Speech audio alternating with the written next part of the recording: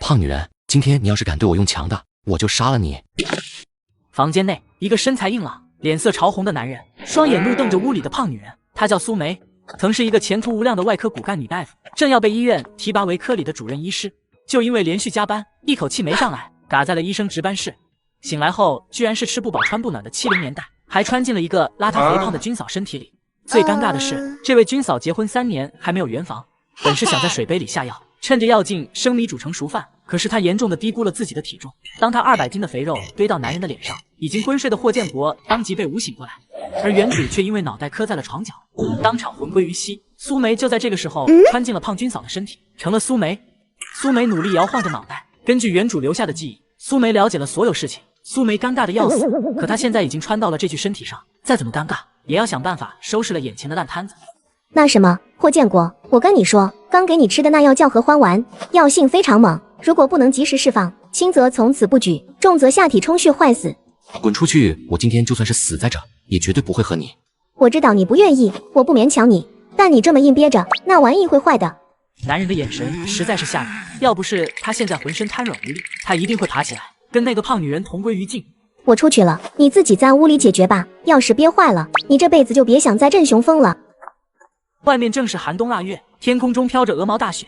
此时天色渐暗，但还没有入夜。虽然冷成这样，苏梅还是踏入了雪地里。她必须得走远些，才能让霍建国彻底的放下警惕，独自在屋子里放飞自我。出了院子，外面是一条宽阔的马路，马路两边修了2排一模一样的院子。这些院子是部队上分给干部住的军属院，每个院子都住着人。苏梅一边四处打量着，一边往前走。她没几步就听到隔壁院子的小孩大喊：家家户户都快关门，苏大胖子又要来蹭吃蹭喝了。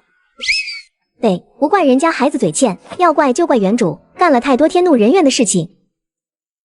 3年前，霍建国年关回乡探亲，遇上了村子里发大水。原主在河边上走路的时候，脚下打滑掉进了水里，正好霍建国路过，费了9牛2虎之力，才把200斤的原主从水里捞出来。本来苏家人应该感激霍建国的，哪知道原主这个奇葩，不但不感激霍建国，还非说霍建国从水里捞他的时候摸到了他的身体，毁了他清白。你摸了我就要娶我，不娶我就去部队上找你的领导闹。为了息事宁人，霍家父母只能做主，替霍建国把原主给娶进了家门。在霍家，他好吃懒做，这也就罢了，关键他还蛮横跋扈，对公公婆婆横眉竖眼，对妯娌哭爹骂娘，甚至动手打霍建国的小侄女，把霍家闹的是人仰马翻，鸡飞狗跳。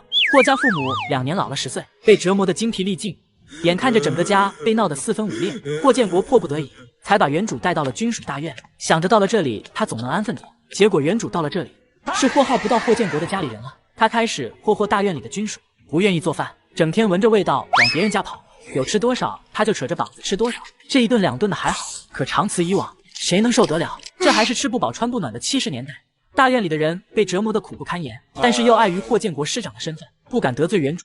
为了给原主收拾烂摊子，霍建国从银行取出自己存了多年的积蓄，买了米面粮油，挨家挨户赔礼道歉。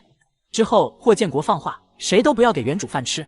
可就是这样，原主也没有消停，去菜地偷菜，去鸡窝里捡蛋，别人家的鸡跑到了他的院子，直接拔毛下锅吃肉，整个就活成了这军属大院的恶霸。就这种情况，还天天想着和霍建国圆房。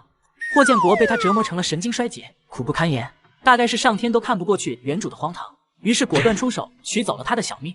可是苏梅想，他一生行善积德，光明磊落，从没有做什么伤天害理的事情，老天爷为什么要让他来收拾这原主的烂摊子？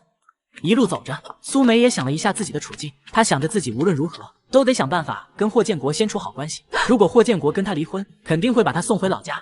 原主的老家在那种从天亮走到天黑都走不出来的深山里，他得放聪明点，搞好跟霍建国的关系，留在这里他才有机会给自己谋一条好的出路。毕竟他是从后世穿越过来的，只要他能把握好机遇，在这个祖国遍地是黄金的年代，他觉得未来完全不需要愁。至于霍建国吗？能处好就一起过，实在处不好再离呗。苏梅在雪地里来来回回走了1个小时，她想着霍建国应该完事了，这才拖着笨重的脚步回了院子。刚一进门，滚出去！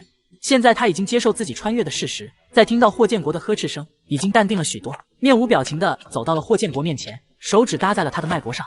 脉象还是紊乱，速率也很快，药效还没有完全消除。为了彻底清除药效，你把这个雪球放到下面冰敷一下，应该再有半个小时，你就会没事了。滚！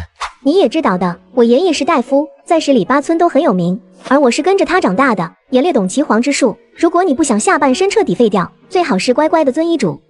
说完这句话，苏梅再次走出了门。霍建国看着手中的雪球，神色复杂，犹豫片刻之后，他把雪球放进了被子里。冻死了，希望那胖娘们最好是没有骗我。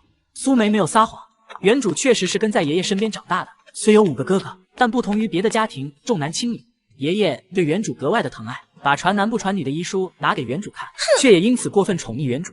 从小衣来张手饭来张口，被宠得无法无天。刚开始还愿意跟着爷爷学点字，读医书，后面什么也不愿意学了，干脆就天天躺在床上当猪。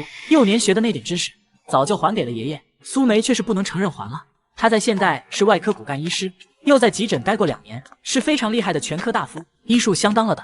苏梅从霍建国出来后，就回到原主睡的那间屋子。2口子虽然住在一个院子，但是一直都是有各自的房间的。苏梅看了一眼挂历上的日期，1977年12月25日。太不巧了，这个时间距离第1次高考也就过了半个月的时间。如果能在第1次高考之前穿过来，就可以直接通过高考离开这里了。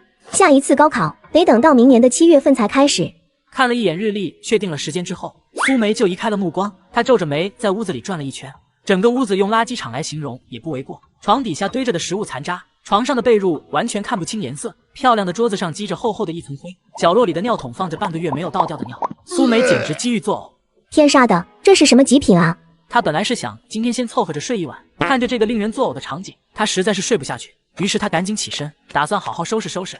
就这样忙忙碌碌了一个晚上，上一世勤勤恳恳，却落了个猝死的下场。这一世又懒又坏，不但爹娘溺爱，丈夫还又高又帅。本想这一世躺平做个懒虫，可女人天生就是劳碌命，她还是挽起袖子，扯开膀子，努力减肥变美，参加高考，做生意，重新搏一个美满的人生。第2天早上，外面的雪已经停了，天地间白茫茫一片。苏梅走到霍建国的门口看了一眼，发现霍建国一大早就已经出去。在边疆当兵是很辛苦的，霍建国即使已经是师长级别的干部，也依然每天忙得脚不沾地。他们要负责边防的建设，守护边疆的和平，还要防止有人在边境走私、贩毒、偷猎，所以边防战士最是辛苦。苏梅肚子饿得咕咕作响，她决定先给自己弄点早饭吃。她去厨房看了看，发现厨房里面粮油一应俱全。苏梅开始忙活了起来，很快一碗香喷喷的面就做好了。突然听见院子里的门被人从外面推开，她一转头就发现霍建国冷着一张脸，雷厉风行的走了进来。一大早就出去了，还没有吃饭吧？要不要一起吃点？霍建国走到了苏梅面前，眸中怒火冲天，手背青筋浮现，眼神像是要吃人一般。苏梅，我要跟你离婚，你蛮横霸道，在军区大院弄得怨声载道。我已经向组织提出申请，也得到了组织的同意。现在你跟我去找团委办离婚手续去吧。苏梅傻眼了，她这还在思索着怎么讨好霍建国，跟他搞好关系，没想到他这一大早出门就是为了申请跟他离婚。想想也是，原主确实做得很过分，霍建国没有追究，直接提了离婚，已经足够爷们，但苏梅还是想挣扎一下。建国，我知道以前都是我不好，在外面给你丢人现眼，我错了，我真的错了。你能不能给我一次重新做人的机会？我保证以后再也不犯浑，行不行？霍建国愣了一下，他有点意外，以往只要提离婚，这个女人都是一哭二闹三上吊，今天奇了怪。不过霍建国怕这是他的圈套，咬牙切齿的说道：你别给我那么多废话，今天这个婚你不离也得离。话说到这个份上，苏梅便知道霍建国心已死，他收拾不了这个烂摊子。一想到离婚之后他会回到那与世隔绝、不通水电的大山，心中就无比沉重。既然你这么坚持，那就离吧。霍建国眉头皱得极深，他总觉得苏梅从昨晚的某一刻开始，就突然开始变得不太对劲。不过他很快就不让自己去想了，这个女人一肚子坏水，指不定心里有什么鬼主意。苏梅起身将碗筷清洗干净，把厨房好好的收拾了一遍。霍建国心里一震，每次都是把厨房弄得一片狼藉，都是他休息的时候进来收拾。今天这莫非是太阳打西边出来了？不对，这个女人大概只是想借着洗碗来拖延时间。走吧，我们去离婚。这次霍建国愣了一瞬，大概是因为事情太顺利了，反倒让霍建国觉得有些不真实起来。其实他以前也有过好好和苏梅过日子的打算，也幻想过自己能过上老婆孩子热炕头的日子。边防的日子不好过，这些有家属的干部个个日子都过得滋润。霍建国虽然对苏梅不满意，可毕竟他已经娶了人家，经过2年的思想斗争以后，他还是决定负起男人的责任。可后面他发现苏梅不止脚臭，身上也臭，她从来不洗澡，简直拉他到霍建国怀疑人生。他劝过苏梅，然而并没有什么卵用，所以霍建国才打消了这个念头。但是出于责任，他还是心甘情愿地养着苏梅。谁知道他后来越来越离谱，但是今天却万万没有预料到，苏梅一点也没有跟他闹，他也立马站起身跟了上去，一边走一边跟苏梅说：你放心，离了婚我也不会亏了你，会给你足够的赔偿，在物质金钱上我能帮你的都会尽量帮，咱们好聚好散。苏梅听着霍建国的话，心中不禁想到，这男人确实人品好，明明是原主的错，可他却把责任都揽到了自己身上，多好的男人，真是可惜。两人一前一后的走着，霍建国看着苏梅一点都没闹腾，真的在一步步往部队基地办公处那边走，不禁慢慢沉默起来。就在两人快要离开家属院的时候，后方突然冲出来一个人。师长，霍师长，出事了！谢丽，出了什么事？谢丽显然是累坏了，他又喘了几口粗气，才说道：霍师长，李渊和我巡逻的时候，从鸡公坡的悬崖上踩空掉了下去，我喊了许多声都没有回应，也不知道他怎么样了。一个人又不敢贸然下去，所以一路跑回来求援了。霍师长，你快到些人去救救李渊吧。你先回去，我们的事情改天再说。在跟苏梅交代了一声之后，霍建国就拔腿快速的往基地的方向跑了。嫂子回见。虽然谢丽很礼貌的苏梅打了招呼，可苏梅还是察觉到了谢丽眸中那不加掩饰的嫌弃。苏梅啊苏梅，你还真是千人嫌万人厌。苏梅回到了院子，虽然要离婚，可该收拾的她还是要收拾，那堆脏衣服得洗，还有床单被褥要换。就算要离婚，她也要把屋子收拾得干干净净才走。而且这离婚还没办，这段时间她总归还是要在这个屋子住的，收拾收拾，让自己住得利索也好。就在她刷衣服的时候，一个30岁的中年妇女从院子外面走了进来。师长夫人这是在洗衣服呢。听到这声音，苏梅脸色冷了冷，只因这中年妇女和原主一样，都是这军属大院里不受别人待见的主。中年女人叫蔡桂花，长了一张喜欢说闲话造谣的嘴，在背地里卖弄别人的是非，把大院里的人得罪了个遍。蔡桂花才把目光投向了原主，一口一个师长夫人，把原主哄得开心到飞起。原主也就是蠢，以为蔡桂花是真心待她。可苏梅却是通过回忆发现，这蔡桂花为人歹毒，她经常撺掇着原主去混吃混喝，告诉原主不用洗衣服做饭打扫卫生，还说女人一旦动手做了这些事就得做一辈子。于是原主就觉得蔡桂花特别聪明，对蔡桂花言听计从。大院里有老太太劝原主不要和蔡桂花来往，说蔡桂花背后都叫她死肥猪。原主还不信，把人家老太太劈头盖脸的臭骂了一顿。用几秒钟的时间简单的梳理一下跟蔡桂花这个人有关的回忆之后，苏梅才有些恶心的抬头问她：团长夫人过来找我，是有什么事吗？女人面黄肌瘦，却想和200多斤的大胖子过过招，结果不出一个回合就被一屁股坐得喘不上来气了。哎呀，我家那死鬼没什么本事，不比得你男人有权有势，这生夫人我可是担待不起的。怎么就担待不起？陈团长大小也是个干部，叫你一声夫人又如何？哎呀，可不能那么叫，就得那么叫，团长夫人，团长夫人。不是，都说不能那么叫，你怎么就不听？苏梅也不跟蔡桂花装了，插着腰看着蔡桂花。我说你这人真有意思，明知道现在组织上不许搞官僚主义，不许喊太太夫人，你却一口一个师长夫人，一口一个师长夫人这么喊我，怀的是什么心？莫不是看我男人职位比你男人高，心生嫉妒，所以想故意害我男人？几句话直接将蔡桂花对得哑口无言，她面色红白交加，心中想到今天这苏梅怎么跟吃了枪药一般。以前叫她师长夫人，高兴的嘴都合不拢，怎么今天就突然开了窍？难不成是霍建国知道这件事？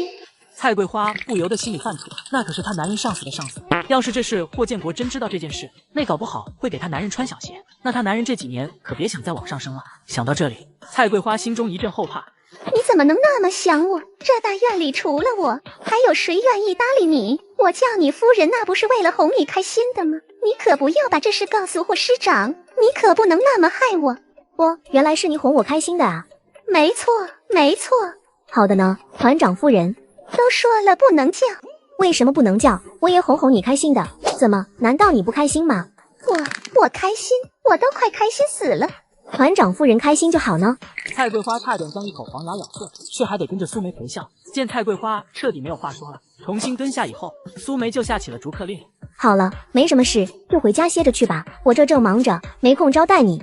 你说你瞎忙活什么？你把什么活都干了，那你男人回来还干什么？天天跟你说，女人要学会把活推给男人干，怎么你就是记不住？我记住了，回头我会让我家老霍给你家陈团长少安排些任务，让陈团长好好在家给你洗衣做饭，伺候你吃喝拉撒。苏梅，你别不识好人心，分不清好赖话。没有啊，我让老霍少安排任务，多陪陪你不好吗？当然不好，男人要干事业很忙的，他要多出任务多立功才有前途。原来桂花嫂子也知道男人要干事业，那就光你男人要干，我男人就不用干。你意思是我男人吃国家的闲饭呗？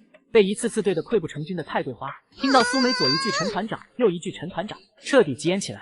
她撕开一口，喊着就朝苏梅扑了过来。死肥猪，我打死你，免得你去霍师长面前嚼舌根子，害了我男人的前途。看着蔡桂花扑过来，苏梅连躲都没有躲一下，一屁股坐下。呵呵，自不量力。这么一喊，立马惊动了隔壁几个院子的人。很快便有几位邻居来到了苏梅的院里。苏梅，你仗着霍建国有身份，就随便欺负大院里的人。我告诉你，这件事没完，大家伙都知道，这苏梅就是我们大院里的一大公害。照我说，就该把她赶回老家去，对不对？蔡桂花，你那爱嚼舌根的坏毛病怎么就改不了？说人家是大院公害，难道你就不是？刚刚你和苏梅吵架的时候，我可在墙角听着呢。你管苏梅叫师长夫人，又怂恿苏梅别做家务，别洗衣服，还上手打人家。再说苏梅天天门都不出，她怎么知道哪家买了肉，哪家买了面？还不是你过来串门告诉她的？我看最该被赶走的，应该是你这种搬弄是非的人。众人一通回忆，忽然猛然间发现，苏梅做的那些混账事里，背后好多都有蔡桂花的手笔。这俩人一个坏，一个蠢，狼狈为奸，太可怕了。我们的男人在边疆保家卫国，建设祖国，我们在家也该和睦友爱，互相帮助。要我说，就蔡桂花和苏梅这种影响团结的人，都该从咱们居属大院滚出去。这个说话的女人叫赵英，她话一出来，立马得到了大多数的人附和，纷纷赞成将蔡桂花和苏梅都赶出去。蔡桂花没想到事情会渐渐的演变为这样，捂着脸哭着就跑了出去。事情弄成这样，最意外的人是苏梅，她没想到原主那么差劲，居然还有人愿意站出来替她说话。王大娘，刚刚谢谢你能站出来替我说话。别谢我，我那是看在霍师长的面子上，你能看清蔡桂花的面目是好事，以后不要再听她的挑拨了。霍师长是个好人，你能嫁给他那是3辈子修来的福分。他这人心软，你若能对他好一点，他绝对负不了你。好好跟他过日子，要是你把他给做没了，这辈子你再难找到这么好的男人。说完话，转过身颤颤巍巍地离开了院子。老太太真是嘴硬心软，虽然面色不好，但说出来的每句话都是实打实的为原主好。可惜原主分不清好坏，已经做没了老太太口中的绝世好男人。在吃不饱的70年代，女人却是一个足足有200斤的大胖子，结果老公每天哭着要离婚。快，先把人弄到屋子去，都冻僵了。咋办了？他大腿上还在流血，再这么流下去，人非死了不可。师长，区县城唯一的一条路被堵了起来，没法送李渊区县医院急救。部队上的医生在下雪之前去了外地采购药资，没回来。在窗外偷听的苏梅了解清楚整个事情的来龙去脉以后，赶紧回到了房间，翻箱倒柜的从箱底找到了一瓶止血粉，这是原主出门的时候爷爷递给原主的。拿到止血粉，苏梅赶紧往隔壁跑，来到了霍建国身边，用他的大胖手戳了戳霍建国的腰。苏梅，这是从老家过来的时候我爷爷给我的，是止血粉，你快叫人把它撒到李渊的伤口上去，或许能止血。听到苏梅的话，霍建国看了看苏梅，又看了看苏梅的掌心，因为他不相信苏梅会这么好心，把药拿出来给别人用。他是那种宁愿把东西放坏，都绝不让别人占一分便宜的人。可他确实是拿药过来了，而且是在众目睽睽之下，他应该是不敢害人的。霍建国拉着苏梅进了老太太家里的厨房，并且关上了厨房的门。到了厨房，霍建国将他手里的药拿了过去，接着苏梅看到霍建国从腰间抽出了一把锋利的匕首，卷起袖子，在一根冒起来的血管上划了一刀。等到鲜血从血管里喷出来以后，他揭开了药瓶，撒了一些药粉在自己的伤口上。霍建国敬你是条汉子，可真狠啊！片刻之后，霍建国的伤口上的血就不流了，他放下衣袖，抓起那瓶药粉就往外面走。这是止血粉，先给他撒上，看看情况。谢丽拿过药，就给李渊的大腿上倒满了药，不过几分钟的时间就止住了伤口上的血。血止住了，血止住了。虽然血止住了，苏梅却并不觉得情况就乐观了起来。不流血了，可那根木桩还插着，也不知道里面的筋骨如何，而且人还昏迷着，说不定还摔到了大脑。作为大夫，苏梅很想上前去查看一下伤患的情况，毕竟救死扶伤是医生的天职。可原主这个名声，只怕他在这种情况下敢上前一步，就会被人提起来，直接丢出去。这时候，一个战士气喘吁吁的从外面跑了进来。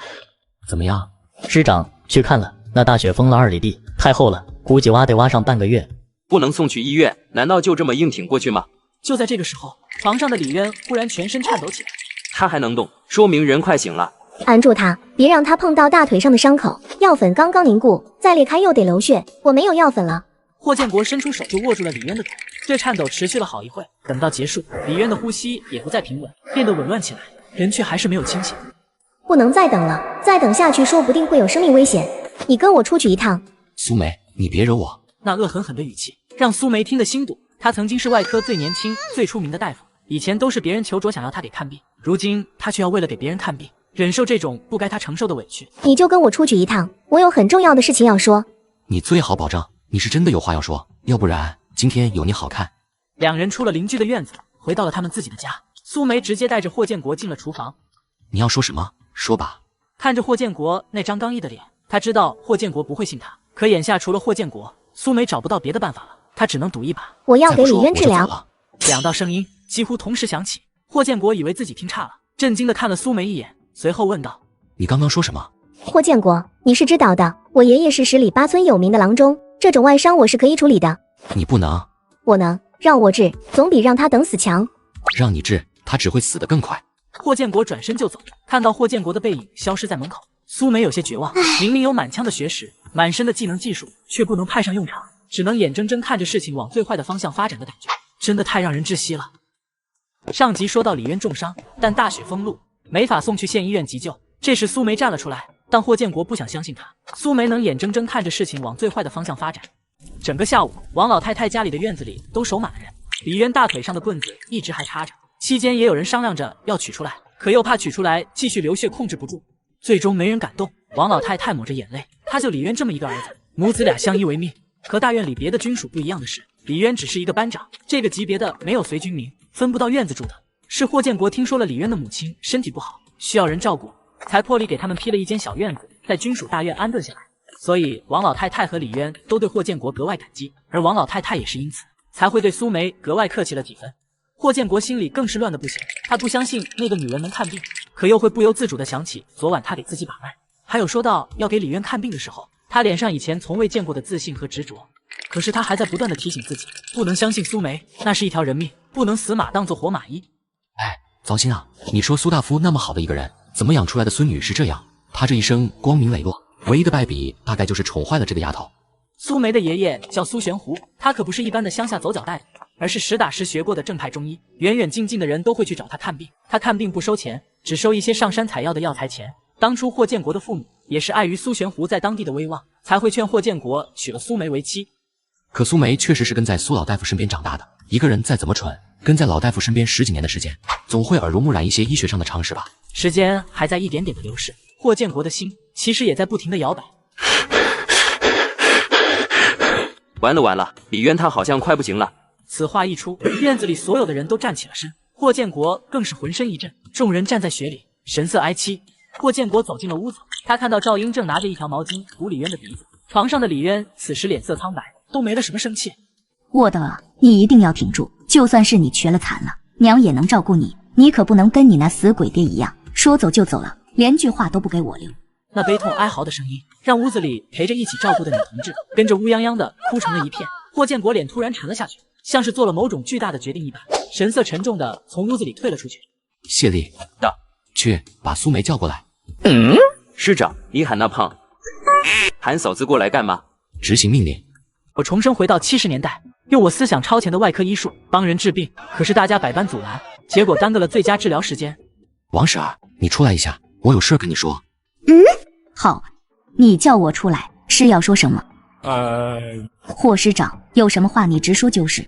王婶儿，苏梅她爷爷是我们当地非常有名的大夫，他悬壶济世，可以算得上一代名医。什么意思？王婶不傻，其实他已经猜到了霍建国话里的意思，可他觉得无法相信，所有还是问了一句：李渊伤，我想让苏梅试试。这怎么能行？婶儿，我知道说这话有点天方夜谭，可他爷爷的医术确实很有名气，我想这可能是李渊唯一能活下来的机会。王婶沉默了许久，不知道该怎么办。突然赵英冲出来喊王婶：王婶儿，你快进来，李渊醒了，他说有话要给你交代。交代？难道是交代后事？王婶的身体狠狠地颤了一下，差点摔倒。她愣了愣神，才拔腿往院子里跑，只是才跑了几步，又停了下来。她回头看着霍建国，让苏梅来治，反正已经这样了，结果不会比这个更坏了。霍建国立马跑回到院子，就看见苏梅一直在院子里等着。他知道，如果李渊真的陷入了绝境，霍建国一定会去找他的。人现在怎么样了？一直发烧，刚刚忽然开始流鼻血、吐血，面色惨白。你有把握治吗？先进去看看吧，只能是听天命，尽人事了。随后，他跟着苏梅的脚步进入房间，床上的李渊已经晕了过去，呼吸清浅，看样子只剩下最后吊着的那口气。见到苏梅进屋，屋里人露出了厌恶的表情。你来做什么？赶紧出去！还嫌这里不够乱吗？苏梅并没有搭理他，而是自顾自地走到床边，伸手抓住了李渊的手腕，手指娴熟地搭上了他的脉搏。你做什么？赵老师让苏梅看。要他看什么？苏梅的爷爷是大夫。霍师长，你这是在开什么国际玩笑？这医术可跟干农活不一样，不是看看就能会的。苏梅不知天高地厚，你一个领导，怎么也纵容着他这么胡闹？赵老师，我不是你的学生，所以还用不着你来教我做事。赵英没想到霍建国会当着这么多人的面训他，丝毫不给他留情面，心里不服，一下子起身冲了出去，对着院子里还守着的那些人大喊：大家伙过来评评理！霍师长居然让苏梅那个泼妇给李渊看病，苏梅是个什么德行？还说什么苏梅的爷爷是大夫，这不是儿戏吗？往日胡作为非就算了，现在还让苏梅去给人看病，说他还不乐意。觉得苏梅给他丢人了呗，想让苏梅装会医术，给他挣回一点面子呗。反正李渊半死不活的，治死了他也没责任。蔡桂花一直守在这里看热闹，没想到这热闹还能看到苏梅的身上。你少他娘的胡说八道，再敢乱说我撕烂你的嘴！在谢丽心中，霍建国就是刚正不阿又骁勇善战的大英雄，他自然不能接受蔡桂花将霍建国说的那么不堪。师长也是凡人，也会犯错，犯了错也不能堵住我们的嘴不让说呀。瞧瞧都把我们赵老师气成了什么样子。好了，别吵了，现在最关键是李渊，可不能再任由苏梅折腾他了。众人你一言我一语，意见统一，没一个人能接受苏梅给李渊治病的事情。霍建国皱着眉看了看苏梅，发现她倒是一点也没有被外面那些言论影响。内脏没事，鼻子出血应该只是鼻道出血引起。王婶啊，你家里有绣花针吗？拿给我。绣花针有。你倒一碗开水过来。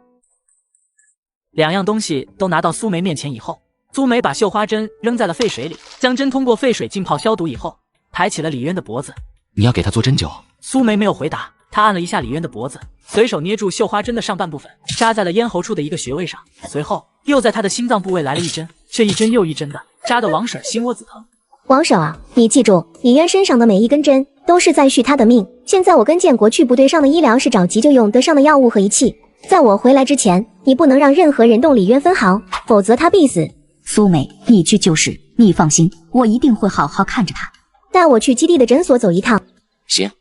两人刚从房子出来，就看见赵英像是打了胜仗的公鸡一般站在门口。霍师长，我们刚刚已经经过了集体投票，确定不接受苏梅给李渊治病。赵老师，这里不是学校，不行搞投票那一套。现在这里我最大，我的话就是军令，军令不会因为投票而改变。军令是军人才听的，我们又不是军人，我们这些群众不同意你们的做法。是了，我们不同意，我们都不同意。霍建国气得太阳穴突突直跳，他正要说话，王婶走了出来，冲着院子里的人深深的鞠了一躬。大家伙的好意，我王梅香这辈子都会记得。我已经决定了把这件事交给苏梅做，大家伙要是想等个音讯，就继续坐下烤火；要是实在接受不了，那就回去睡觉。谢谢大家了。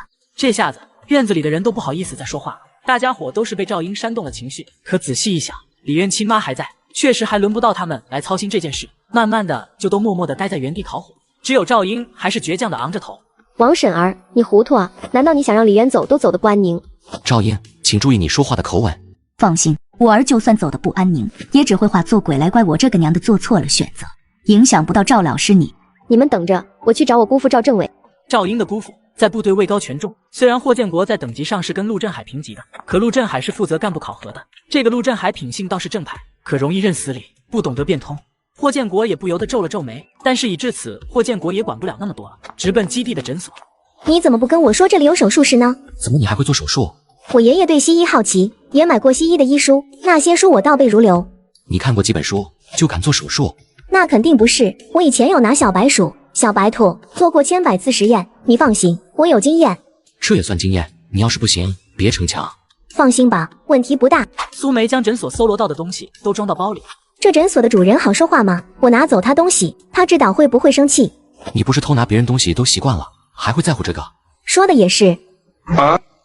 重生回到70年代，我用超前的外科技术帮助重伤病人做手术，但军区政委却说我是黑心庸医。苏梅提着包立马进了屋。王婶看到苏梅回来，激动地站了起来。她已经把所有的希望都放在了苏梅的身上，因为苏梅给李渊扎过针后，虽然依旧昏迷着，但呼吸一直都很平稳，而且没再出现过什么突发状况。苏梅将她找到的输液瓶和药物从包里取了出来。李渊以前打过青霉素吗？会不会过敏？打过的，感冒了打过，不过敏。苏梅动作干练又娴熟，行云流水的给李渊打好输液后，苏梅才拔掉了插在李渊身上的绣花针。去把你房间收拾出来做手术室。王婶儿这边的房间小，东西多容易滋生细菌，你的屋子收出来做手术室最合适。下次有这样的事，你可以提前说，我叫人安排。都要去办离婚了，还有什么下一次？说的也是。苏梅之所以没有提前让霍建国找人安排搭建手术室，是因为她原来打算借霍建国的匕首做手术来着，反正是个小手术，在哪做都一样。后来她跟霍建国去了诊所，在那边找到了医疗包，还发现了一套精美的手术器械，她才在回来的路上决定得把这个手术做得漂亮一点。突然，屋外一声中气十足的怒喝声：“放肆，简直是胡闹！他苏梅能看什么病？你们赶紧让开，放我进去！”陆政委，不是我们要拦着你，只是军令如山，我们不能放你进去。政委，赵英还真把人找了过来。霍建国怎么了？他霍建国也得归我管，让开！陆政委，我们也是奉命办事，还请陆政委不要为难我们。好，好，好，我不为难你们。霍建国他人呢？叫他给我滚过来！陆政委找我，政委为何这么大的火气？我为何这么大的火气？你不知道吗？霍建国，你平时纵容苏梅也就罢了，现在这人命关天，怎可如此儿戏？治坏了谁承担？这件事是我和李渊母亲商量之后做下的决定，我们对这件事的态度非常严谨。严谨？你所谓的严谨，就是你那游手好闲的爱人拿着绣花针给一个边疆战士针灸。霍建国，你赶紧让苏梅停手，否则你担不起这个责任。陆政委，这件事是我不能答应。好，很好，霍建国，我一定会请求组织严厉的处罚你。陆政委，谢谢你对我儿子的关心，让苏梅给治的事情是我答应的，治好还是治坏，结果我都可以承担，还请陆政委不要为难一个想儿子活着的母亲。母亲这个词分量是很重的，一般人听到这个话，大概也不好意思继续折腾了。陆振海却没有因此善罢甘休，他非常同情地看着王婶儿。老大姐，我知道你心里难受，你的心情我能理解，只是我们不能因为担心就把孩子的安危随便托付给苏梅这样的人啊！李渊是军人，军人是上交给国家的人，这事我必须得管，我绝不能容许这种明知不可为而为之的事情在我眼皮子底下发生。眼看陆振海要强闯，霍建国的脸色一下子就冷了下来，随即当机立断，冲着谢丽和蒋伟下了命令：谢丽、蒋伟，带陆政委去隔壁厨房休息。是。陆政委得罪了你这是要软禁我吗？霍建国，今天你但凡敢这么做，我就让你这身皮穿不下去。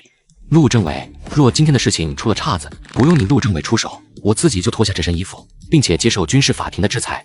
此言一出，全场一片寂静，众人都没有想到霍建国能这么相信苏梅，连这样的军令状都敢立下。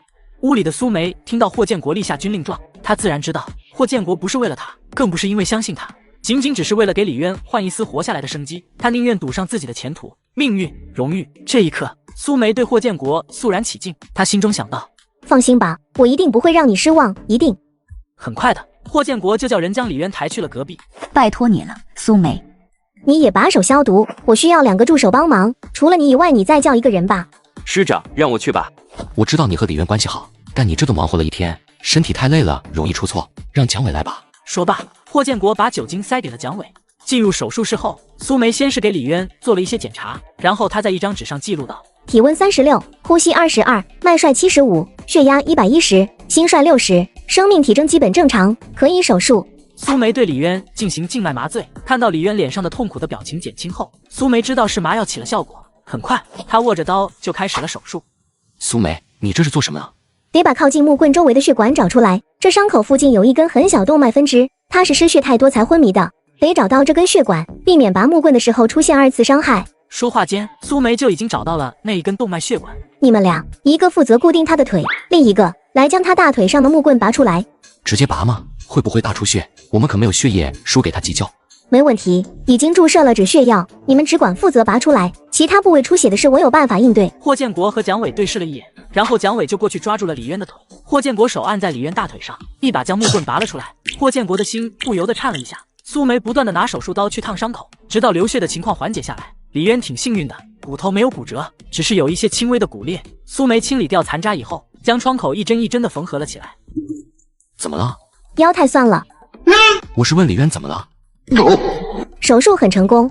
这场手术虽然器械比较落后，但是因为木棍的位置巧妙，李渊足够幸运，所以最终其实对苏梅来说并没有什么难度。辛苦了。苏梅心想，这应该是一波刷取好感的机会，说不定做得好，霍建国就会暂时打消掉跟他离婚的想法。于是他整理了一下表情，换了一副温柔贤惠的模样，看着霍建国。能为你分忧，我很开心，希望以后还能有这样的机会。离婚的时候你不要闹，乖乖跟我拿离婚证，就是替我分最大的忧。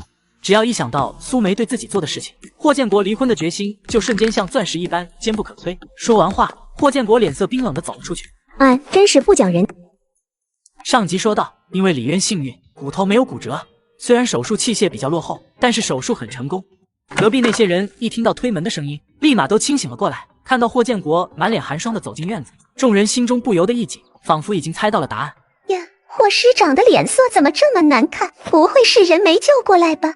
你看看那么多人劝你，你就是不听，还要赌上自己的前途，又是何必？霍师长，你看看你做的这叫什么事？我倒要看看你要怎么担这个责任。不用建国负责，是我儿命苦，让苏梅给他治，是我这个娘答应的，我谁也不怪。王婶，我过来是给你报喜的，李渊的手术很成功，很快就会醒过来。你说的是真的？李渊他当真没事？是真的。没事就好，没事就好。院子里的人沸腾了起来，他们的表情比得知李渊死了还要震惊，因为没有人预料到苏梅真的会治病，那样子像是听说了母猪会上树一样惊愕。因为救活了人，舆论的风向一下子就变了，全是夸奖的话，感谢的话。可是苏梅现在满脑子都是怎么才能让霍建国打消离婚的想法，在线等，挺急的。李渊怎么可能没事？不，霍师长，你也不能为了让王婶儿放心，就别瞎话，死了就是死了。你才瞎话连篇，挑事耳精，还敢诅咒我儿子！今天我非打死你不可！哎呀，王婶儿，你打我干嘛？我也只是担心李渊的情况。蔡桂花，你天天在这大院说人长短，要不要我给何勇放个长假，让他回来给你上政治课？蔡桂花脸色惨白，她这才惊觉霍建国是她男人的上司，是她得罪不起的人。她以为苏梅蠢笨如猪，根本就没有救人的本事，想着李渊必死无疑，才敢肆无忌惮的和霍建国叫板。不曾想这回却是踢到了铁板，惹怒了霍建国。一想到霍建国可能会因为自己而为难自家男人，蔡桂花顿时急得都哭了。霍师长，你可千万不要为难何勇，要不然他该怪我了，我没法跟他。把你的猫尿给我憋回去，少在这猫哭耗子假慈悲，赶紧滚出去。建国，今天真是要谢谢你和苏梅了。应该的。那我现在可以去看看李渊了吗？可以。得到霍建国的同意以后，王婶便急切地出了门。李渊没事了，大家都散了吧。等到人都走光了，霍建国努力地挤出了一个像是讨好的笑容，然后尴尬地进了王婶家的厨房。陆政委，你说这厨房黑不溜秋的，你一个人待在里面干嘛？快出来，快出来，我请你喝杯茶。哼，霍建国，别以为你嬉皮笑脸的说两句好话，这件事就算完了。今天的事情，我一定会向首长检举的。陆政委大人有大量，宰相肚里能撑船，肯定不会为这些小事儿跟我计较的。咱们出去喝杯茶，我好好的给你赔罪。不喝，我还就待在这里不出去了。等明天党委开会来找我，我就说你霍建国把我软禁在这里的。您真不出去？哪也不去。行，那你不去，我可就去找老首长喝酒了。上次去边寨抓偷猎犯的时候，我从当地老乡那里买了一坛老乡自己煮的酒，那个味道啊，简直是醇香入味。等等，谁说我不去？正好我现在就去老首长那里告你一状。李渊，醒一醒，你娘过来看你了。不用喊他，就让他睡，我就来看看。苏梅，今天真是谢谢你了。谢什么？今天上午你不是也帮我说话了吗？我这是在谢谢你帮我说话呢。那一两句话，哪有一条命重要？以后你和霍师长就都是我们的大恩人。您客气了。苏梅，你忙了一天也累了，快去睡会，我来看着他吧。不行，现在还是危险期，我得亲自看着，要是有别的问题，我好随时处理。瞧我这脑子，光记着李渊了，都忘了你还没吃饭。那什么，我现在就去做饭。王婶儿，你随便做点就好，不要浪费。看王婶出了门，苏梅继续坐在床边发呆，她丝毫没有注意到床上的人，手指突然动了一下。床上的李渊醒过来，看着周围陌生又干净的环境，一度以为自己是死了升天到了天堂。哎，就这么死了，也不知道能咋办。醒了。死胖子，这是哪儿？你对我的做了什么？其实李渊和原主一直就不太对付。李渊和谢丽都是霍建国从新兵连挑出来想要好好栽培的人，两人虽然职位不高，但都是长期受霍建国直接差遣的。原主嫁给霍建国的英勇，李渊和谢丽也都是知道的，只是谢丽的厌恶是藏在心底的，而李渊的厌恶却是摆在明面上。尤其两家还是邻居，每次在家门口和原主碰见，都要狠狠地白他一眼。死胖子，问你话呢，哑巴！别挣扎了，你都全身瘫痪了，还挣扎什么？什么瘫了？你说谁瘫了？你呀，你该不会忘了自己摔到下面去了吧？后面你陷入昏迷，为了保住你的命，我直接把你下半身截肢了。本来是左腿截肢，我给截错了，弄得你现在双腿都没了，真是对不住啊！狗屁！你少骗我！我能呢？霍师长呢？他们人在哪？他们不可能让你这么对我的。我胡说没胡说？你自己没感觉吗？李渊狠狠地瞪了苏梅一眼，然后下意识地想去活动自己的小腿。他发现自己真的一点也没感觉，也没。我的腿，我的腿！苏梅，你这个毒妇，你到底做了什么？你不得好死！别喊了，省力气吧。李渊直接就被吓得哇哇哭，这一哭立马就惊动了守在院子里的蒋伟。嫂子，我怎么听到李渊在哭？他醒了吗？醒了，他这是喜极而泣，再谢谢我救了他的性命。蒋伟，你快把我弄出去，他要害死我！李渊，你这醒了就好好休息，大喊大叫什么？这死胖子在这我怎么休息？他把害我成了废人，我要亲自将他千刀万剐！李渊，你在瞎说什么？你能活下来的亏有嫂子，你不心怀感恩，还对他泼口大骂。我感恩他，他砍了我一双腿，我还要感恩他，我怕不是脑子有什么大病。听得李渊这话，蒋伟低头瞟了一眼李渊的双腿，心想着这腿不好好的都在吗？怎么就砍了？怕真不是脑子摔出了毛病。嫂子，这李渊不会是这儿摔出了毛病吧？行了，蒋伟，你既然进来了，就给他2条腿做按摩吧。过了这么久，麻药劲还没退，主要是因为有伤，血液不流通。你给按恢复的快点，别落下什么后遗症。李渊愣愣地躺在床上，还没反应过来苏梅话里是苏梅意思，就忽然感觉到一双大手摸到了自己腿上。虽然麻药会让李渊自己感受不到腿的存在，但是这腿并不是完全没有感觉，被人触碰还是能感觉到的。死胖子，你敢耍我！上集说到，为了让苏梅救人，霍建国软禁了陆振海，事后为了给陆振海赔罪，自然是和陆振海喝了个痛快。所谓一罪泯恩仇，看着被2个战士架着站在自己门前的大块头，苏梅有些不知所措。嫂子，我们回去了，早点睡。苏梅并不和霍建国在一个屋睡，看着床上那个醉的人是不知的霍建国，只能再次趴到冷冰冰的桌子上睡了。可是翻来覆去的总是睡不着，苏梅便立马想到，她睡觉挺老实的，那个床那么宽，她干嘛不能爬上去睡一半呢？心动不如行动，苏梅立马起身，蹑手蹑脚的躺了上去。苏梅，你还真是贼心不死。怎么了？是有急诊的病人吗？从未见过你这么厚颜无耻的人。我告诉你，苏梅，你少想那些有的没的，不管你做什么，我都一定会和你离婚。你相信我好不好？我没有歪心思。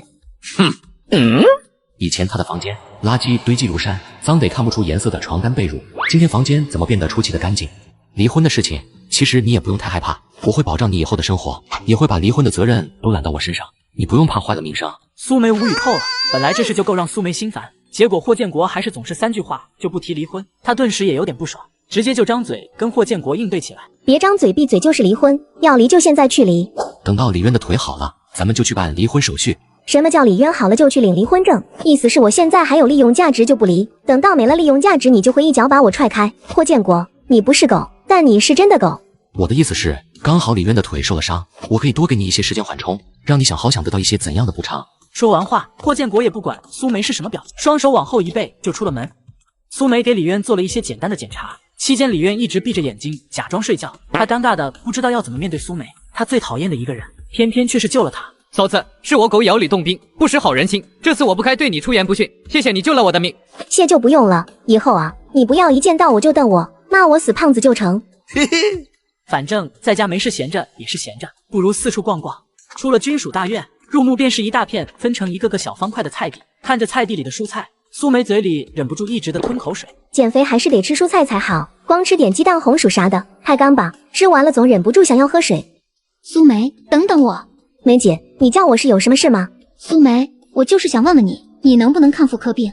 因为部队的诊所只有个男大夫，美美一直没好意思去看。那天亲眼看到苏梅把李渊从死亡的边缘拉了回来，就相信苏梅一定是医术高手。今天在菜地里又看见了苏梅，想着自己天天难受的坐立不安，美美犹豫了一下，还是喊住了苏梅。妇科问题我看倒是能看，只是我这手上没药，没法帮你治。也是，我忘了这茬。那梅姐，我就回去了。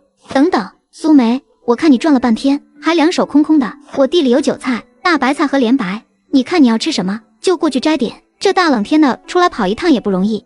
不用了，我真不是出来摘菜的，就是早上吃撑了，肚子不舒服，想走一走消消食。你就别客气了，我家小姑子想跟李渊处对象呢，你救了李渊，就相当于救了我家妹夫，我请你吃几颗菜也不算什么。提着菜，苏梅直接往家里走。就在苏梅离家还有小100米的距离的时候，就碰见了赵英。赵英是晨起出来活动筋骨的，回头看见苏梅，用不屑的目光上上下下的把苏梅打量了一遍。小偷，赵老师，我以前确实做了一些不像样的事，但那都已经是过去式。现如今我不会再干那鸡鸣狗盗的事情，也请赵老师高抬贵手，别再没根没据的往我身上泼脏水。谁说没根没据？你手上提的菜就是最直接的证据，你该不会说这是谁送你的吧？巧了，还真是别人送我的。这大院还能有人给你送菜吃，笑死人了。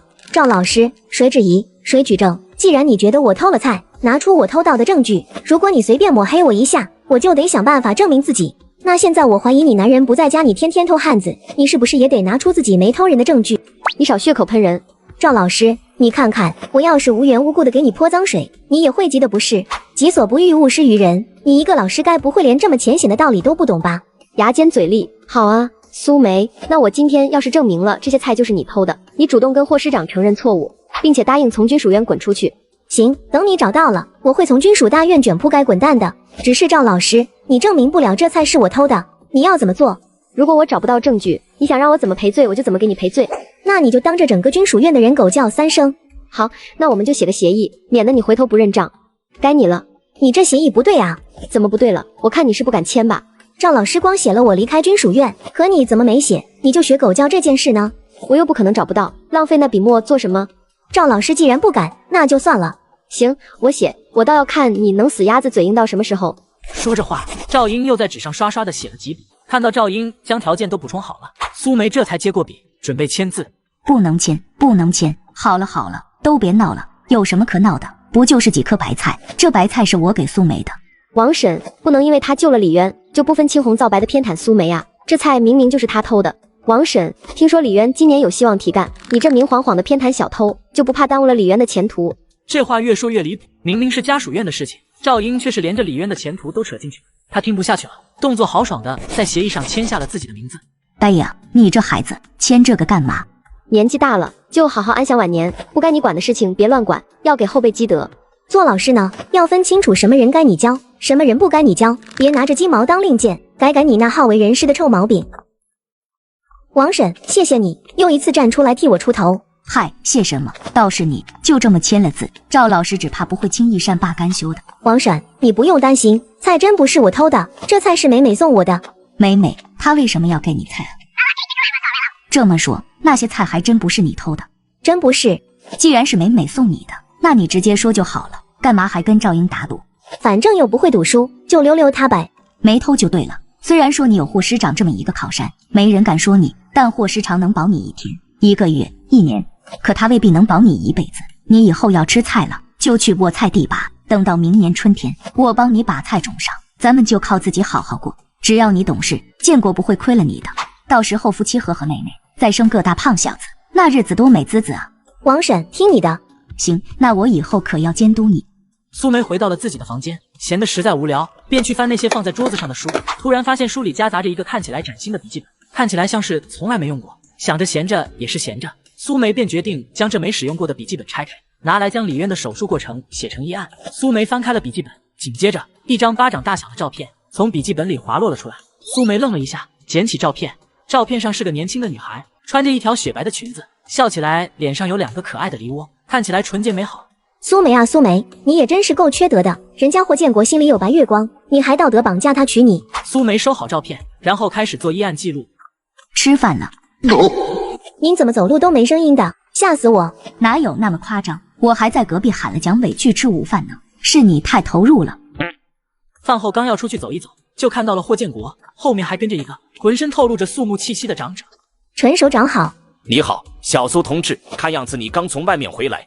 方才去隔壁的王婶家里吃了午饭，首长今天怎么有空光临寒舍？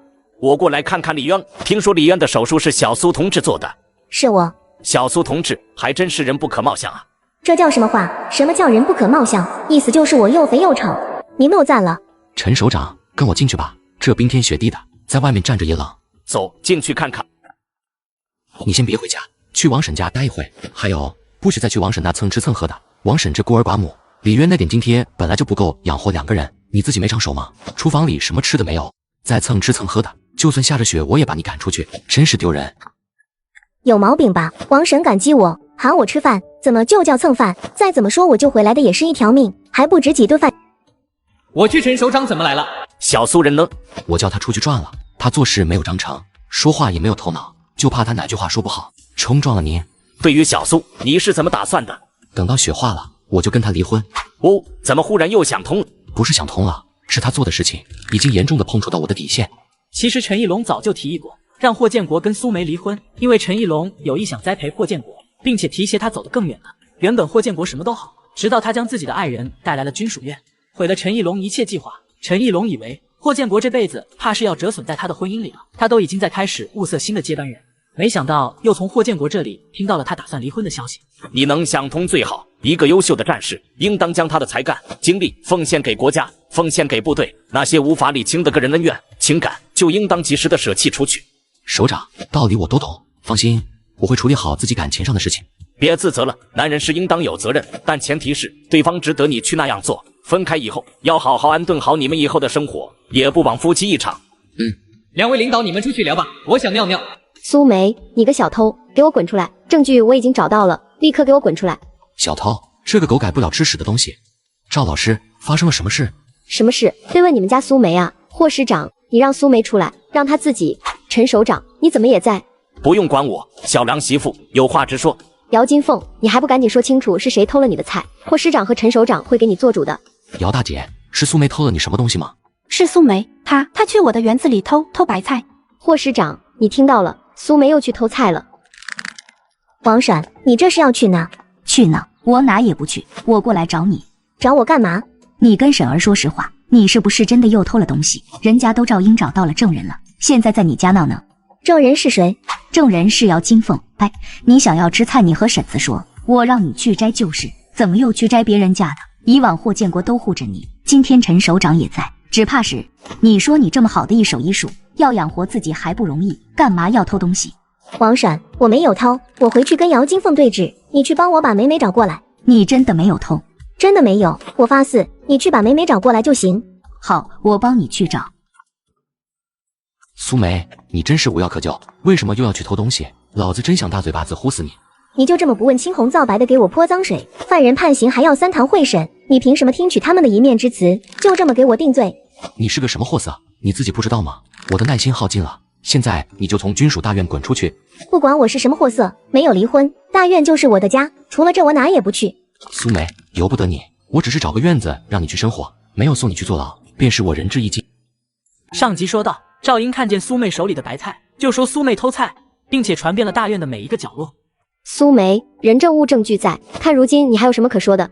你说俱在就俱在嘛，那还要警察做什么？姚金凤，既然你说是你家的，那你现在告诉我是地里的哪个位置，具体是哪几棵？证物证都在了，你还要叫那个真有什么用？这事关我的清白，我自然要较真。笑话，苏梅，你随便从这大院拉个人问问，看看有谁认为你苏门是有什么清白可以让人污蔑的。行了，都不要争了，既然小苏同志有意见，那我们就去地里看看。陈义龙都发了话，赵英自然也就不敢再什么意见，于是浩浩荡荡的一群人在姚金凤的带领下，开始往他家菜地的方向走。你还有什么话好说？我要说的话多了，你确定这白菜是你家的？当然是。既然这菜是你的，那你解释一下，为什么这3颗菜拦腰捆的绳子和你家其他白菜上的绳子粗细不同？还有这3颗白菜为什么会明显的比地里别白菜个头小那么多？是你淋分水的时候偏心，对这个3颗白菜有意见，所以故意给他们淋的少？我怎么了？我不出来了吗？他是结巴，说话不方便，说不出来不是很正常吗？你就不能容他仔细想一想，这地里的事情谁记得那么清楚？陈首长，我相信你一定会做出最公正的处理。既然小苏同志有疑问，那就麻烦姚金凤同志解释一下，为什么这3颗白菜和你地里的不一样？首长，这不都是白菜吗？地里的庄稼有差异很正常，你不要被苏梅的话迷惑了。我很不喜欢，我在问话的时候，闲杂人员无故打断我。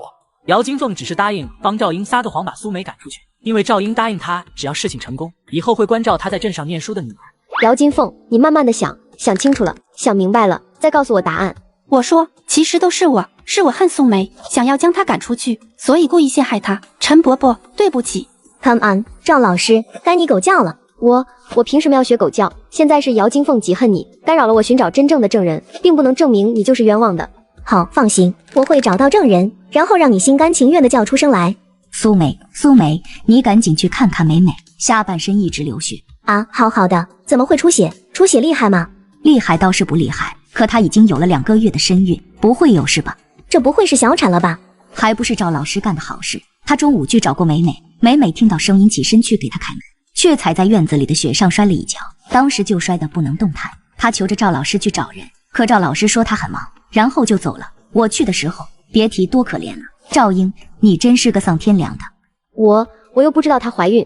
赵英，你为了栽赃我，连别人的性命都不顾了吗？我没有，还不是怪你。要不是你天天手脚不干净，我能怀疑你吗？行了，还是先去美美家吧。我有冤屈，走不动路，除非赵老师给我道歉，并且当众学狗叫。都这个时候了，你还闹这些有的没的，还有没有良心？我的良心确实没有赵老师好，相信赵老师这么善良，你一定希望美美早点得救的，所以你赶紧学狗叫。你每多耽误1秒钟，就等于多延误了1秒钟救美美的时间。赵老师，陈首长，你看这苏梅。赵老师是老师，应该做到言而有信。既然赵老师跟苏梅的协议说冤枉了他，你就要学狗叫，那你就叫吧。既然是这样，那赵老师你就学狗叫吧。汪，真是条好狗。王婶，带我去救人。就这样，一群人浩浩荡荡的朝着美美家里走了去。苏梅给美美做了检查，发现是流产的脉象，但生命体征正常，跟她猜测的一样。患者有响腹坠痛、流血等症状，怀疑是流产，建议先去军区诊所进行仪器检查。如果确定孕妇早产，要尽快的实施清宫手术。建国，去找担架。是。没多大会，霍建国就带着几个人抬着担架过来，在苏梅的指挥下将美美抬了出去。你家老大才5个月，也就是说你刚生了孩子2个月就再次怀孕了，这也太不要命了。本来原先是有孕套的，但是用完了，以为1、2次怀不上，哪知道就这妖巧。怎么能拿自己的身体赌运气？根据脉象来看，孩子多半是已经没有了。现在我要给你做清宫术，看你能不能同意。我同意。好，这是手术同意书，需要家属签个字。都是熟人，要签什么字？手术是有风险的，我不想出现意外的时候，一个人承担罪责，所以手术前必须有人签字担责。拿来吧，我签。首长，还是我签吧。苏梅是我的爱人，她的事情该我来负责。还是我签，现在对你的位置虎视眈眈的人太多了。首长，民一事因民，不能毁于一旦。我这是为了救人，关英明屁事。我说二位别争了，赶紧签，你们再磨叽一会，麻醉药效都过了。最终字还是陈一龙签的。清宫手术很简单，半个多小时的时间，苏梅就已经完成了手术。手术很成功，再观察1、2个小时就可以让美美回去了。秦大夫，你是不是回来了？陈首长好，霍师长好。你好，小同志，这大晚上的，你来这做什么？报告陈首长，我正要去大门口换岗放哨呢，过来的路上看到诊所的门开着，还以为是秦大夫回来了，所以想着来开点感冒药。小苏，感冒药可以开吗？当然。年轻战士对苏梅说了一下症状，苏梅站起了身，在药柜里翻了一会儿，给年轻战士递出了2盒药。早中晚各1片，先等秦大夫回来你再来结账，我不知道这些药物的价格。谢谢您，大夫，你明天还来吗？我们好多战友都病着，你明天要是还来，我叫他们也过来看看。明天不，他明天还来，明天让病了战士过来就是，苏大夫会在的，你去忙吧。小苏，从明天开始，你过来部队的诊所上班吧。这雪也不知道要下到什么时候去，不能让战士们有病就这么拖下去。首长，这恐怕不妥。有何不妥？苏梅不是正规医学院毕业的，她没有职业资格，让她来部队的诊所上班，这不符合规矩。那是规矩重要，还是战士们的身体重要呢？见过活人还能被尿憋死啊？你什么都好，就是有时候太认死理。怎么样，小苏，你有什么问题吗？我有问题。是什么问题？广泛吗？上集说到，陈一龙给苏梅安排1个月薪8000，周末双休的工作，可苏妹却问管不管饭。你没给你媳妇吃饭啊？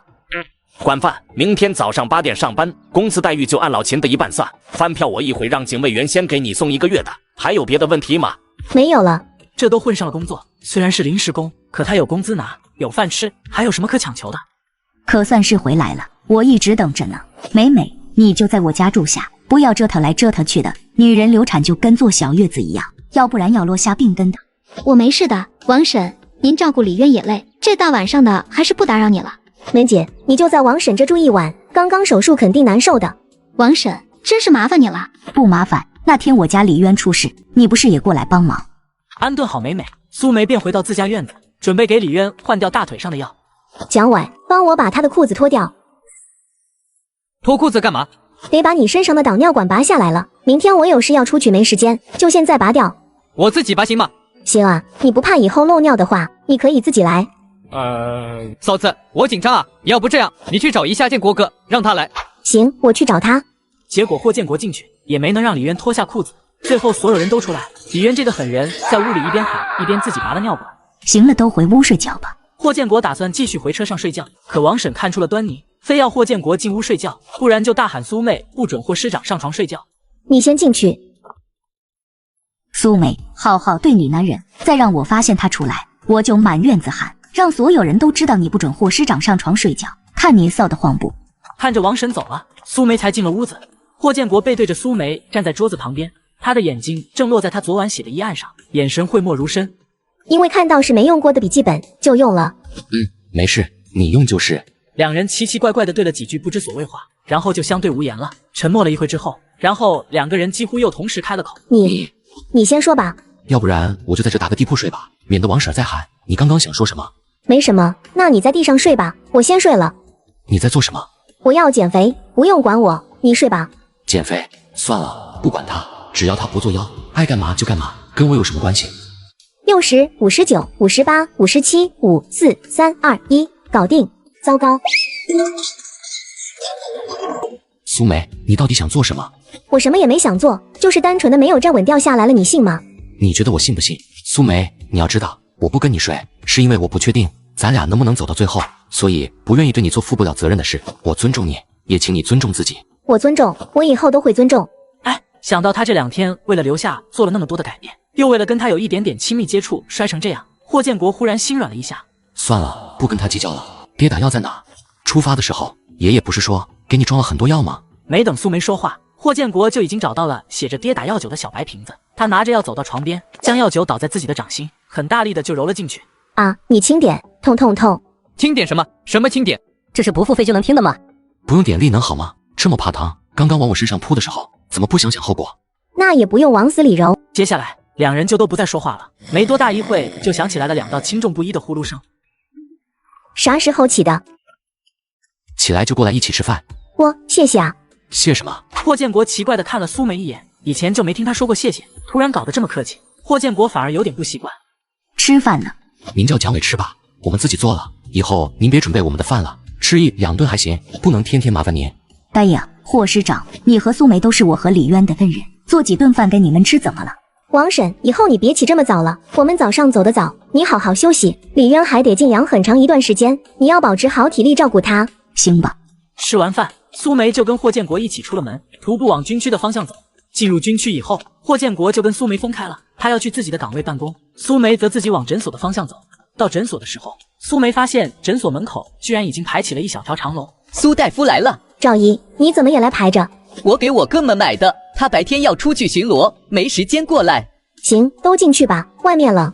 战士们得的都是一些小毛病，苏梅给看了以后拿点药，然后就继续看下一位。虽然这些并不复杂，苏梅看起来容易，可架不住人多，一上午简直累得腰酸背痛。后来她终于忍不住了，问一个新进门的小瘦子：那个同志，我能不能问一下，就是秦大夫在这上班的时候，大概有多少战士生病是归他看的？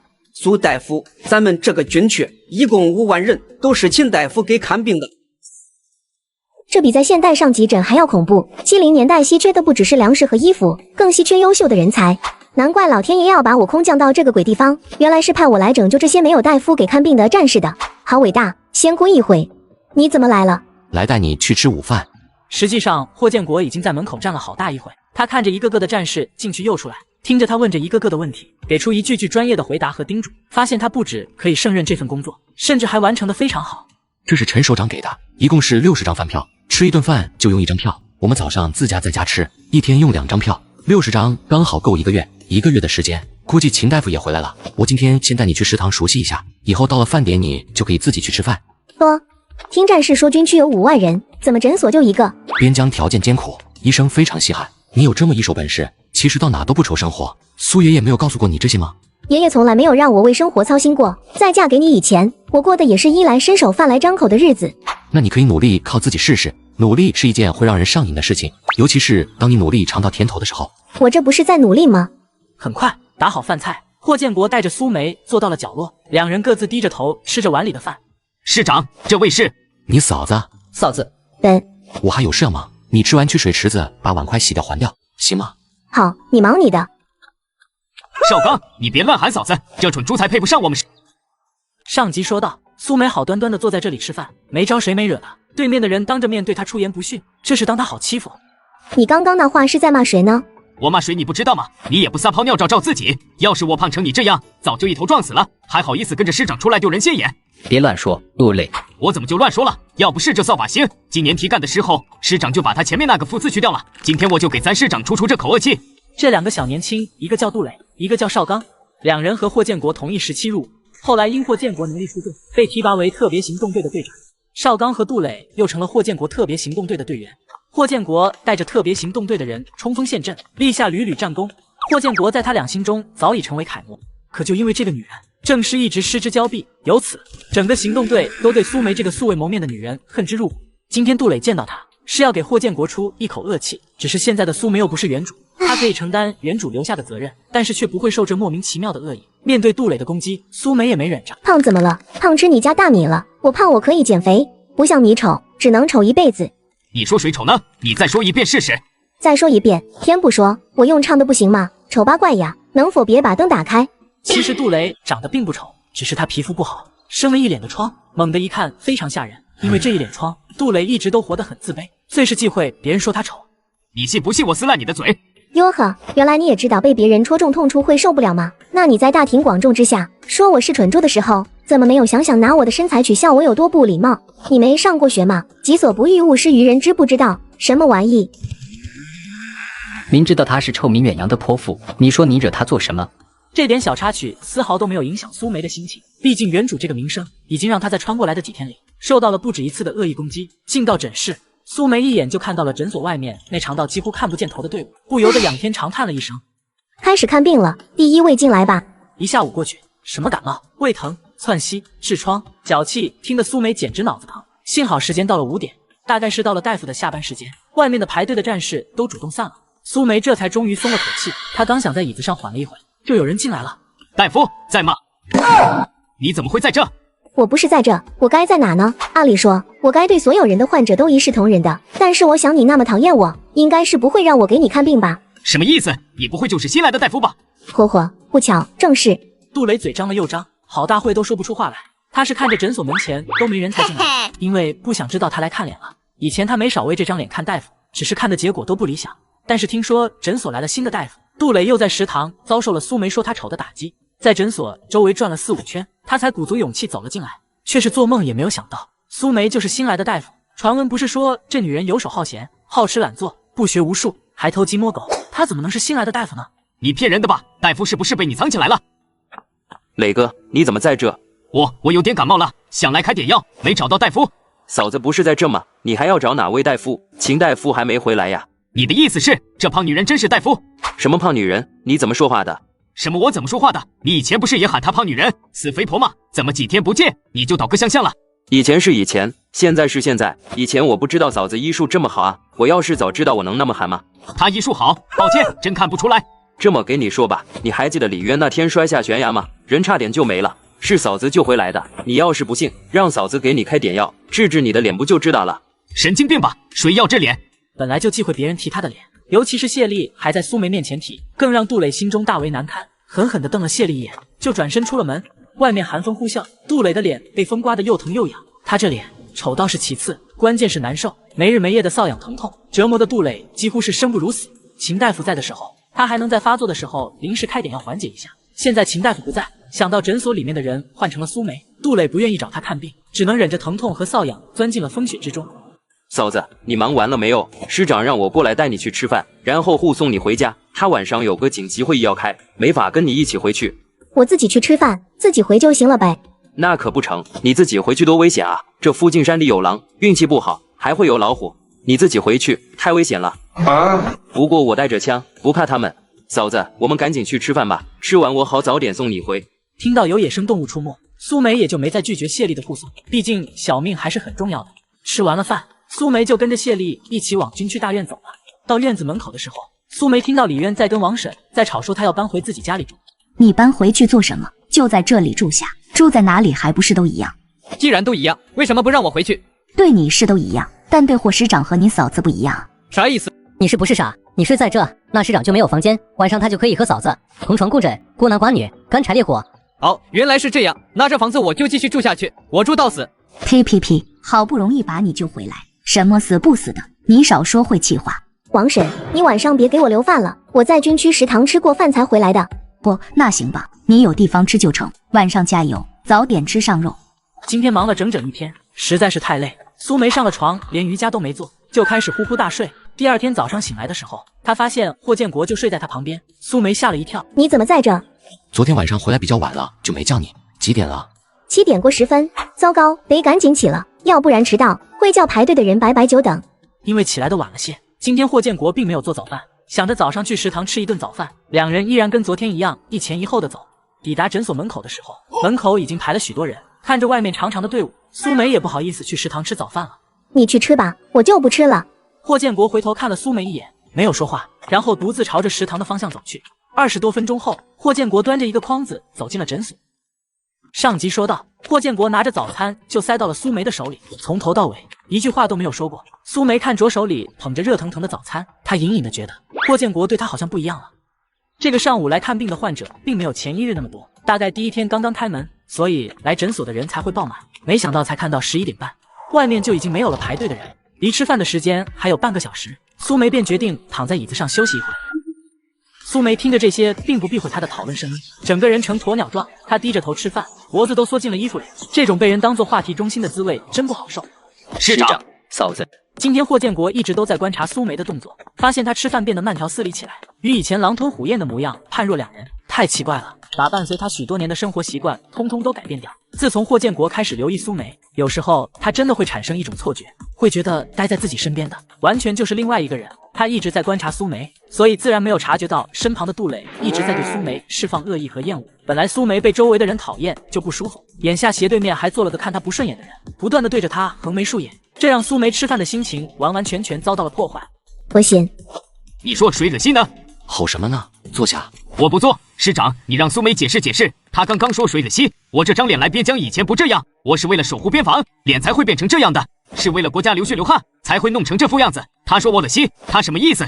听到杜磊的话，霍建国第一反应就是生气，他不能接受任何人以任何理由去嘲笑守卫边疆的战士。但是当他准备发火的时候，脑子里却一下子就闪现出了苏梅被冤枉偷菜的时候，他绝对不能再因为偏见去武断的判断一件事情的对错。你在恶心什么？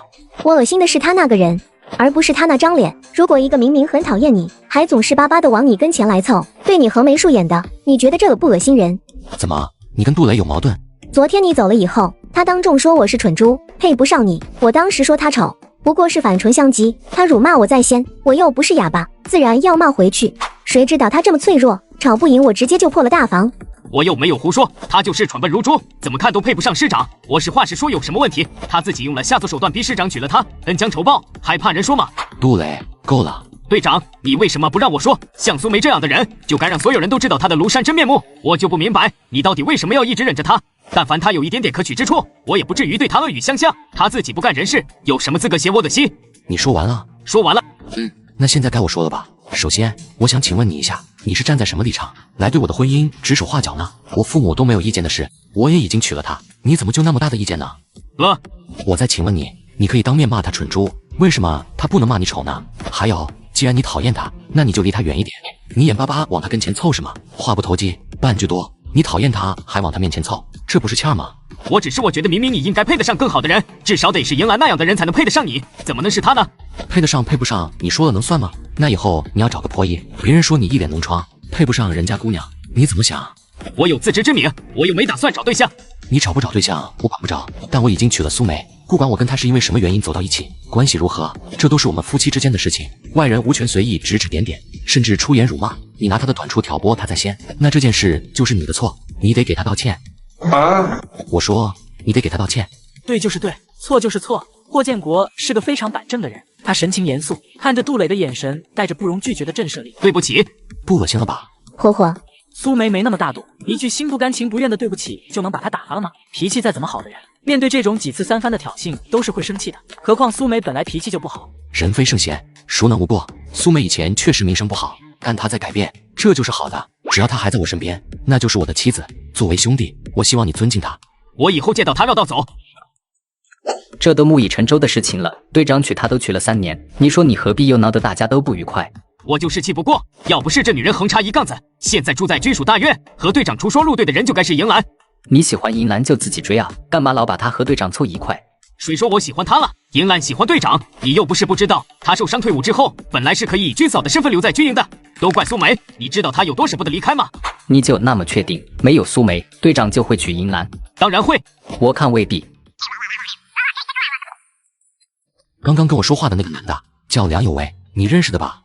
赵英的丈夫，他找你做什么？他是为了赵老师的事找我的。赵老师怎么了？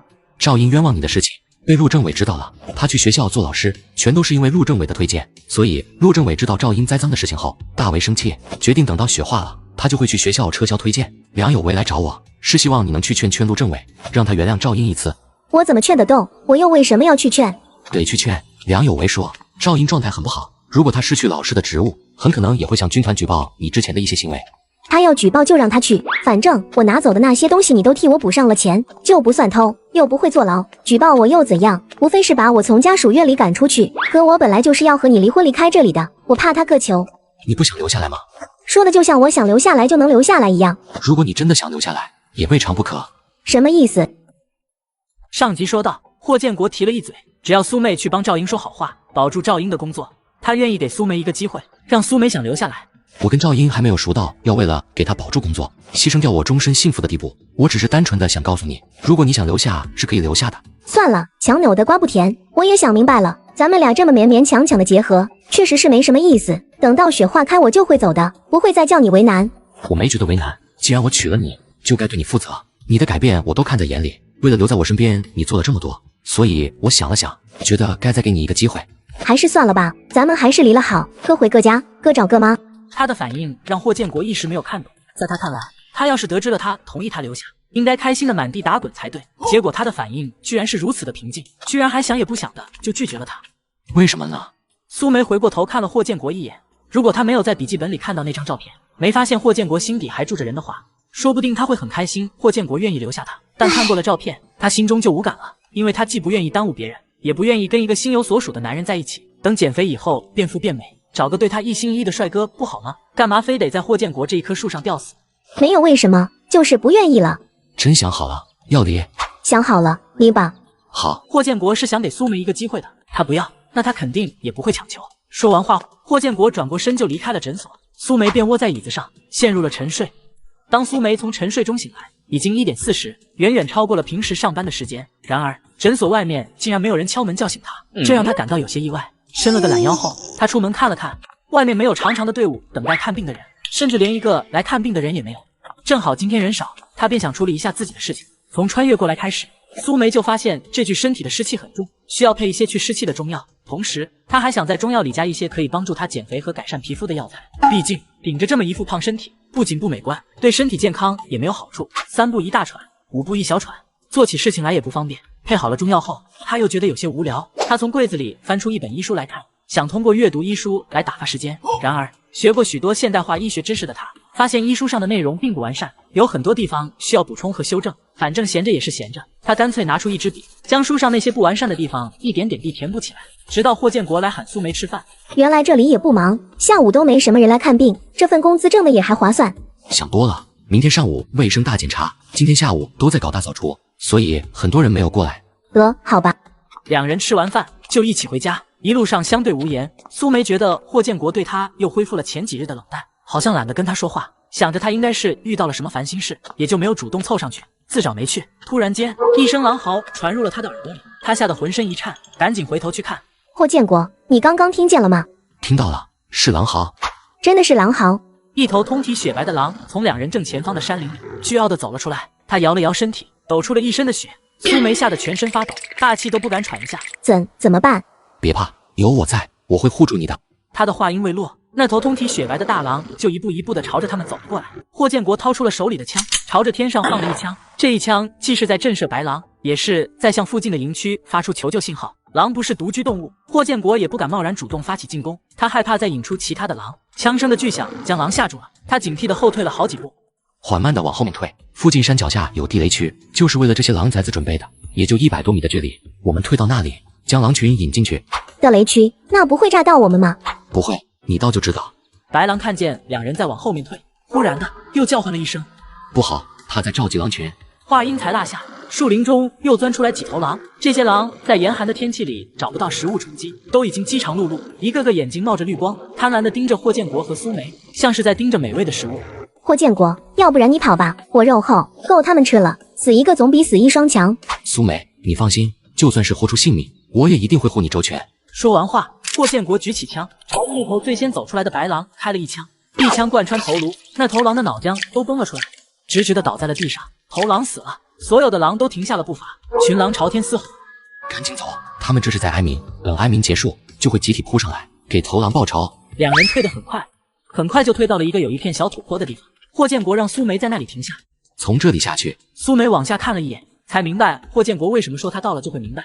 土坡下方有一块空地，空地正中间有一片用围墙包围起来的区域，中间被包围起来的那片区域是没有地雷的。